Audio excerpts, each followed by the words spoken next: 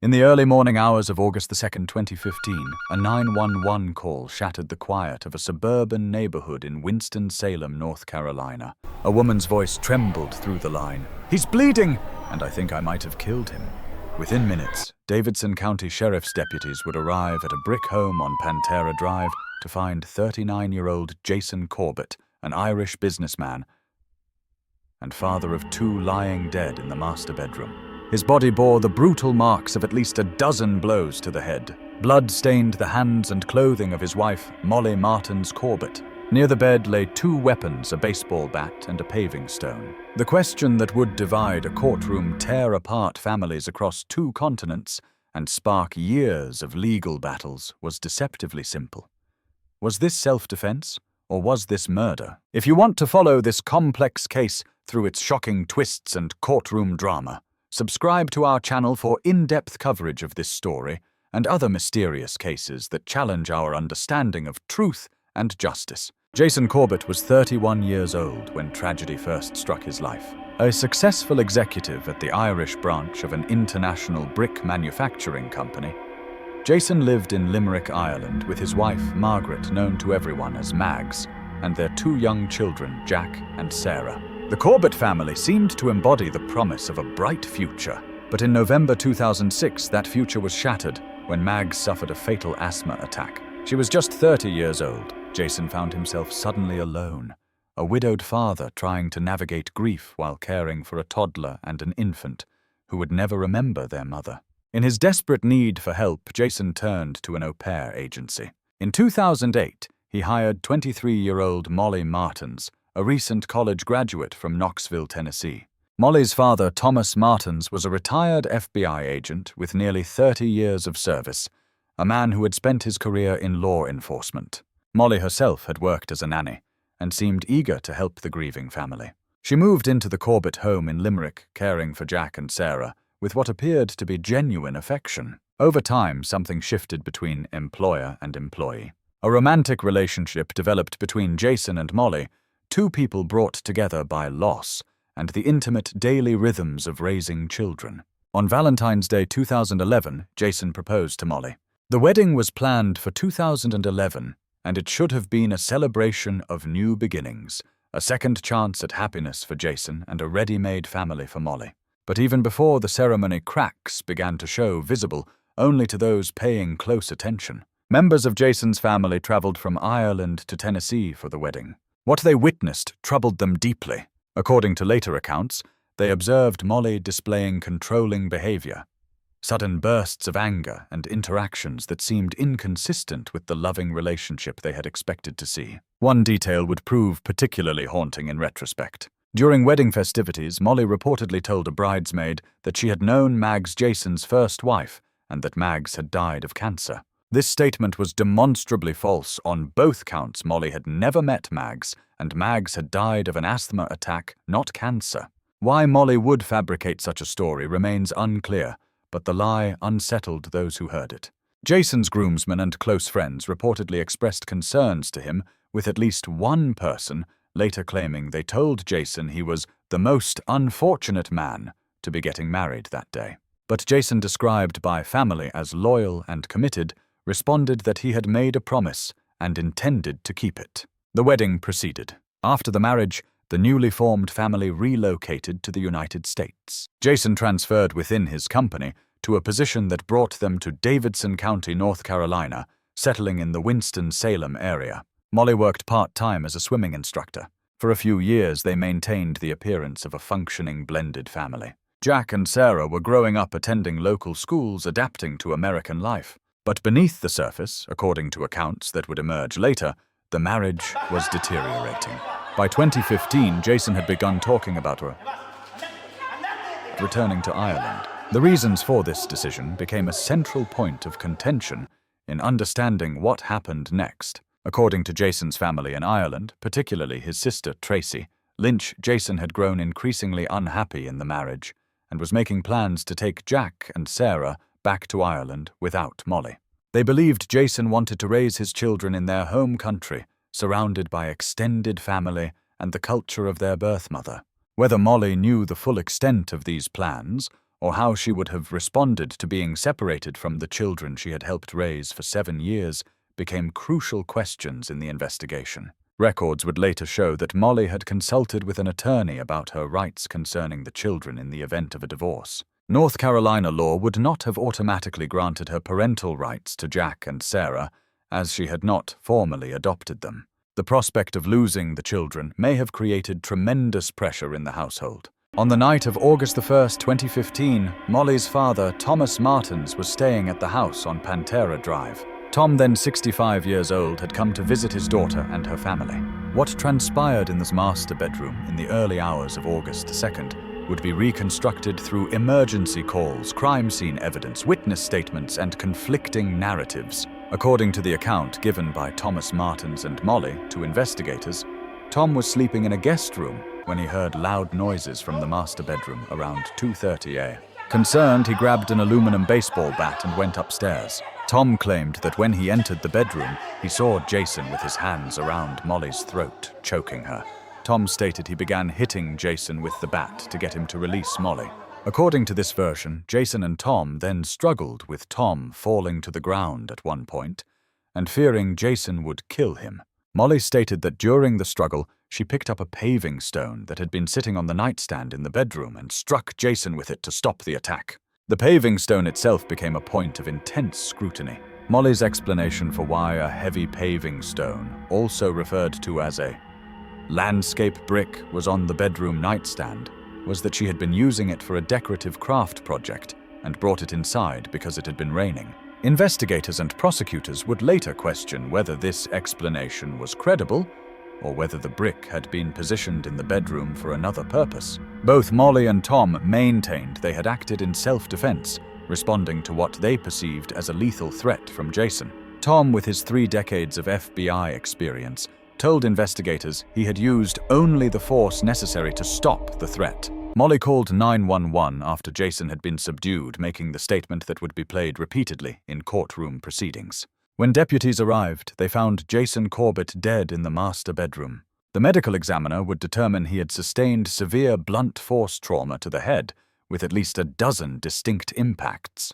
These were not glancing blows, but strikes delivered with significant force. The violence of the attack was evident in the crime scene photographs and forensic reports. Investigators noted several details that raised questions about the self-defense narrative. Jason's injuries were concentrated on his head, with numerous wounds indicating repeated strikes even after he would have been incapacitated. The medical examiner found defensive wounds on Jason's hands, injuries consistent with trying to ward off blows, but the pattern did not fully align with the account of Jason being the aggressor, with his hands occupied choking Molly. Additionally, blonde hair consistent with Molly's hair was found clutched in Jason's hand, but this evidence was not subjected to DNA testing, a decision that would later be criticized. The weapons themselves told a story of extreme force. The aluminum baseball bat was dented from the impacts. The paving stone, a solid rectangular brick used in landscaping, was a devastating weapon capable of inflicting catastrophic head injuries. The presence of both weapons and the number of blows delivered with each became central to the prosecution's argument that this was not a brief defensive struggle, but a sustained deadly assault. 4 days after Jason's death, Jack, then 10 years old, and Sarah, then 8, were interviewed by social services personnel. The children, still processing the trauma of their father's death, provided accounts that mentioned being taken from their mother and described their father's anger. Jack, when asked about the paving stone in the bedroom, repeated the explanation that it was there because of rain and a craft project. These initial statements seemed, at least in some respects, to support elements of the defense narrative. However, Jason's sister Tracy was deeply concerned about the children remaining in Molly's custody. Jason's will had designated Tracy as guardian of Jack and Sarah in the event of his death. Tracy immediately flew from Ireland to North Carolina and initiated legal proceedings to gain custody.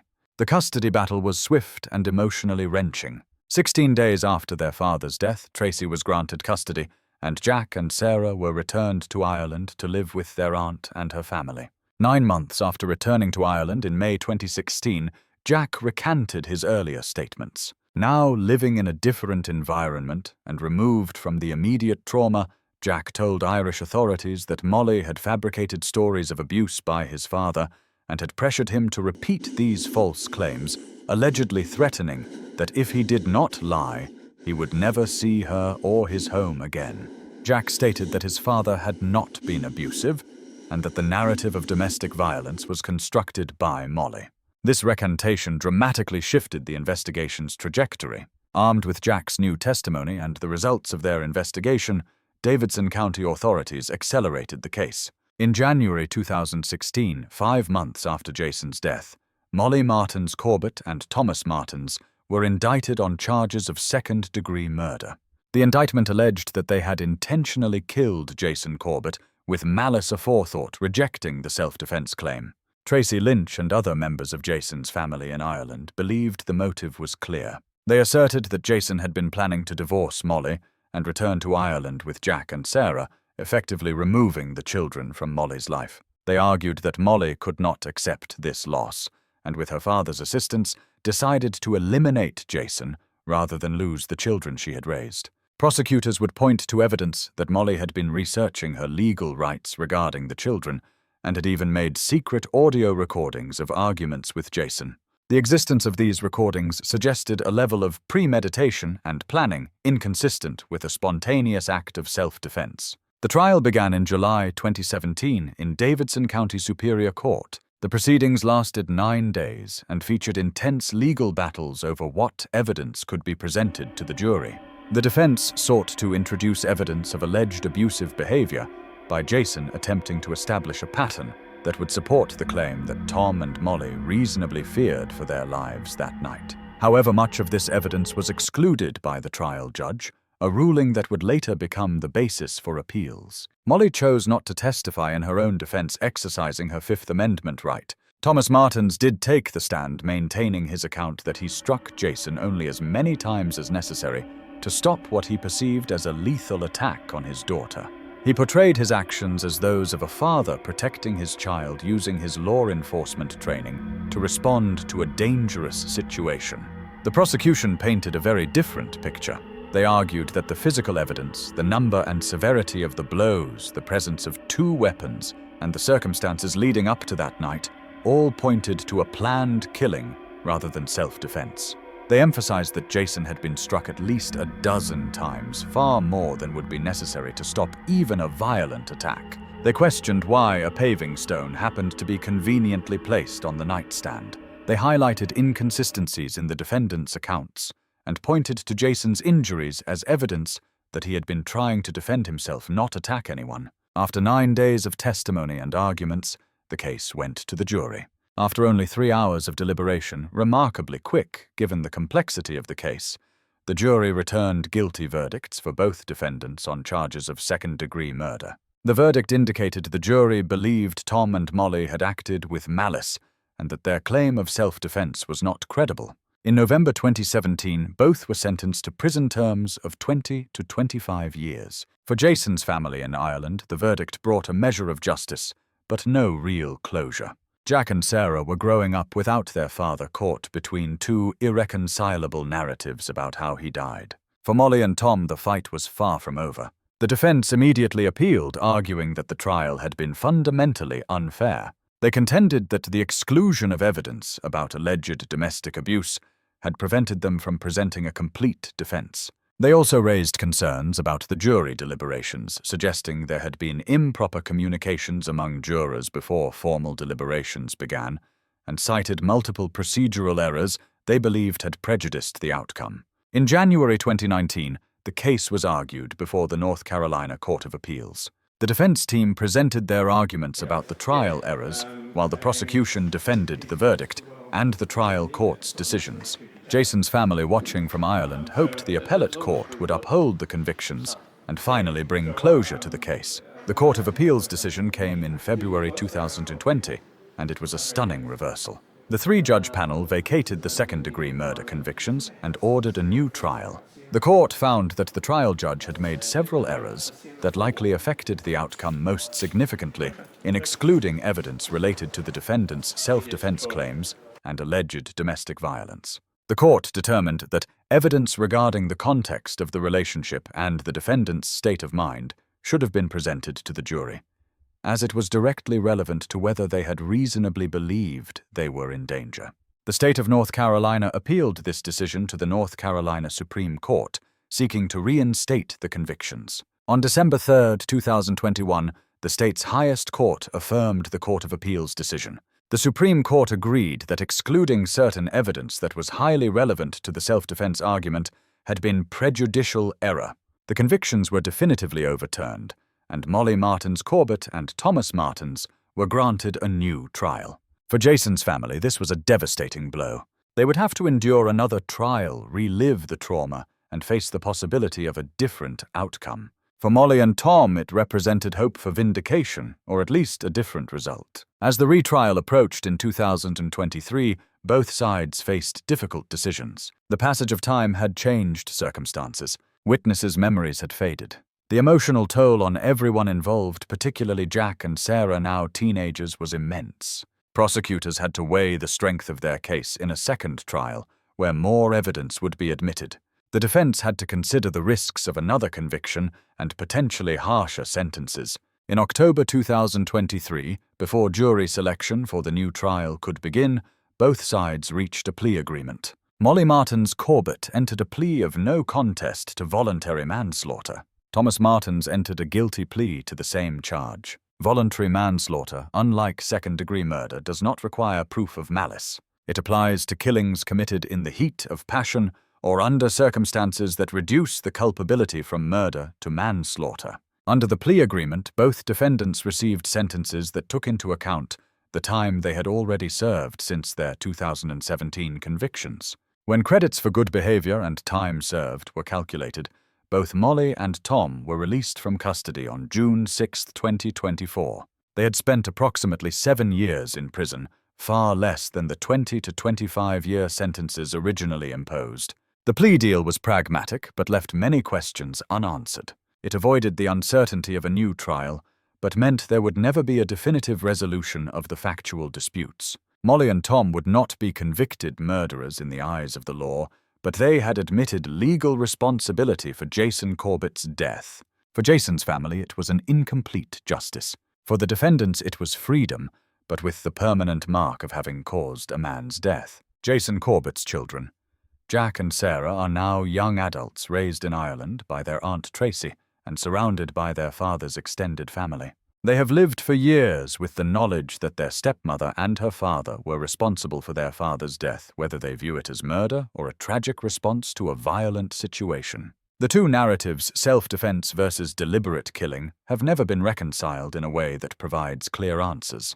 This case illuminates the profound challenges at the intersection of criminal justice, domestic relationships, and the protection of children. It demonstrates how the legal system must balance the rights of defendants to present a complete defense with the need to arrive at truth through admissible evidence. The fact that a conviction can be overturned not because of innocence, but because of procedural errors reflects the commitment to fair process, even when that commitment comes at an emotional cost to victims' families. The pursuit of justice requires not only reaching the right outcome, but following the right process, ensuring that every defendant receives a fair trial with all relevant evidence properly considered. When procedure fails, even accurate verdicts must be set aside because the integrity of the system depends on consistent adherence to constitutional protections. And after all the legal arguments and courtroom battles, what remains most haunting is the reality that two children must spend their lives reconciling two incompatible truths